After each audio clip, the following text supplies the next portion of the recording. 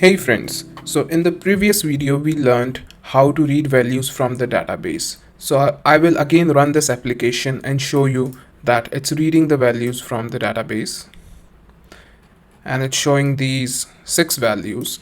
Now in this video we will learn how to update a value and how to delete a value from the database. So I will open my database as well and I'll run the select query. So you can see that we have the same 6 values here and their IDs.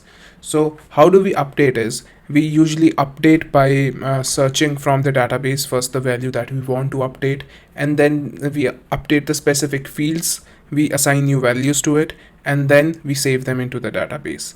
And the usual process to search from the database is using a primary key. So if you remember, when we created this database, we created this ID as the primary key.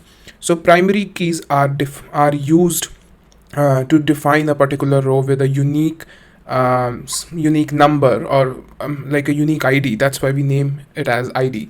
So in this video, first let's get into the code, and what we will do is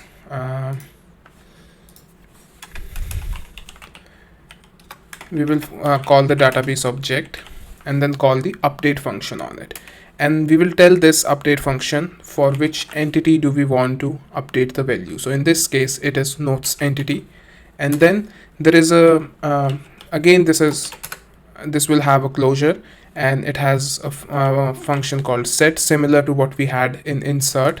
And here we will say that we want to update the note, and if you see in the database, we will update the first one. So it says learn Ktor. So instead of learn Ktor, we will say learning Ktor.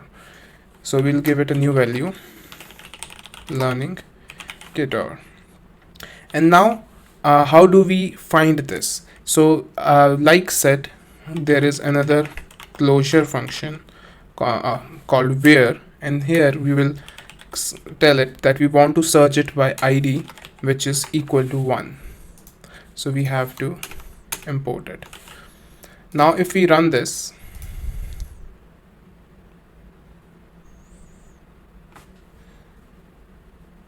so it says that it tells you what SQL query it ran, and it affected one row. So now let's go back to the database and run this again. So you can see that the first node has been updated to learning Ktor.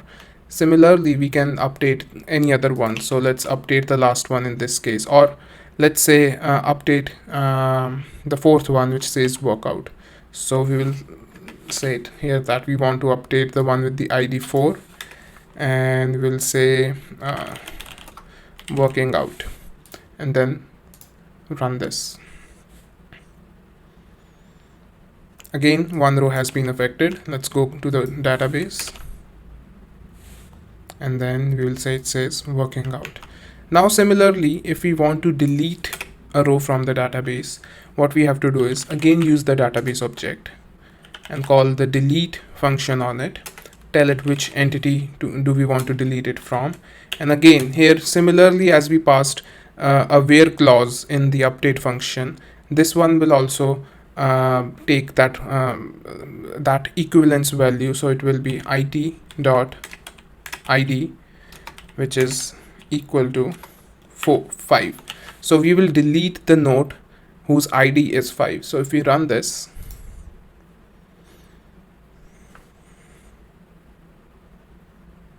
and now go back to the database and let's run this query again. So now you can see the node with the ID 5 has been deleted. So this is all for this video.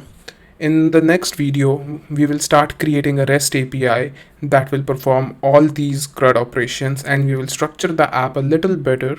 It won't be the perfect structure of the application, but it will be good enough to get you started.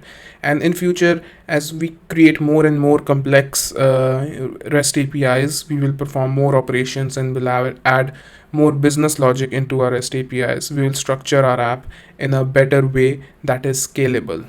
Thank you very much. I hope you enjoyed this video.